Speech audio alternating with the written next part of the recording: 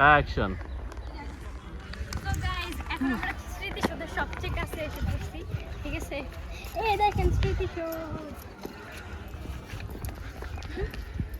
তুই দাঁড়া আমি একটা ছবি তুলি এখানে দাঁড়া। হ্যাঁ এই দেখেন এখানে লেখা আছে শহীদের স্মৃতি অমর হোক।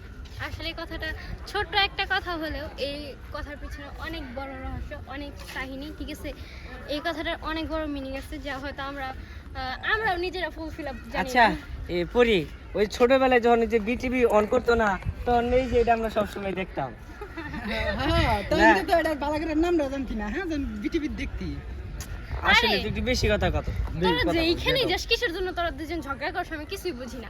এই জায়গায় আসছি, মজা করবো, ঘুরবো, দর্শকদের দেখাইতেছি। আসলে এই জিনিসটা কতটা সুন্দর, ঠিক আছে? আসলে বলার বাইরে। চলেন, আচ্ছা ওদিকে এখন চল, আরেকটা ওদিকে সুইমিং পুল আছে। এইখানে সুইমিং পুল আছে, দুই পাশে রাস্তা আছে। ওই অনেক সুন্দর, যারা ওই পরি, আসলে এই অবশ্যই পরি। আসবেন না। বড় জিনিস কিনবো। কইতাছি কি সকালে তো মিজান গোসল করে হেলাই আর সুইমিং পুলে নামাই দে গোসল করে। তোরা একটু উল্টাপাল্টা কথা তুই যদি বলিস। আরেকটা বার উল্টো পাল্টা কথা বলতে কিন্তু মাইরে আমি পাঠাই দিমু। দেখলি সত্য কথা বলছি যে গারে মাঝে। আচ্ছা আচ্ছা, হ্যাঁ, এই দেখেন, আমি কি এটা হাত দিতে পারবো? না। আচ্ছা যাই হোক, অনেক সুন্দর। এই দেখেন, এটা হচ্ছে আমাদের বাংলাদেশের পতাকা। তো একসাথে বলো যে জয় বাংলা। না, আমরা গর্বিত কারণ আমরা বাংলাদেশী।